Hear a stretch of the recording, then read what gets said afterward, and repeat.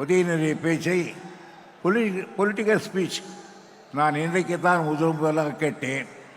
அப்பா, உனக்கு ஒரு சல்யூட், உள்ளபடியே பாராட்டுகிறேன். பொதுவாக அரசியல் கட்சிகளுக்கு ரெண்டு உண்டு, ரெண்டு பிரிவு. ஒன்று கட்சியுடைய தொண்டர்கள், தலைவர். சில கட்சியில் தலைவர்கள் ரொம்ப கெட்டிக்காரர்களாக இருப்பார்கள், ஆனால் அந்த கட்சியிலே தொண்டன் இருக்க மாட்டான். சுதந்திரா கட்சி மாதிரி ராஜாஜி இருந்தார், ஆனால் கீழே ஆளலை. ஆனால் தொண்டர்கள் இருப்பார்கள், ஆனால் பெரிய தலைவர் இருக்க மாட்டார்கள். உங்களுக்கெல்லாம் தெரியுமோ தெரியாதோ, பிரஜா சோசியலிஸ்ட் கட்சி இது மாதிரி கட்சிகளெல்லாம் நாட்டில் இருந்தது. அதுவும் போய்விட்டது. தொண்டர்கள் இருக்கிறார்கள், தலைவர் சரியில்லை, அதிமுக மாதிரி. ஆகையினால் ஆனால் இந்த கட்சி இருக்கிறதே, நம்முடைய கட்சி, தொண்டர்களும் சரி தலைவர்களும் சரி இரண்டிலும் வல்லவர்கள் இருக்கிறார்கள்.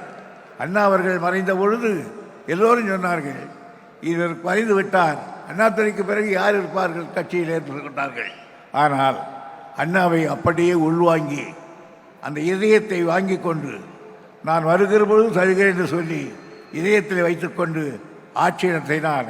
அண்ணாவின் புகழ் என்றைக்கு நிற்கிற மாதிரி மகத்தான திட்டங்களை போட்டு கலைஞர் அவர்கள் கட்சியையும் ஆட்சியையும் கழகத்தையும் ஒன்றாக சேர்த்து வளர்த்தவர்.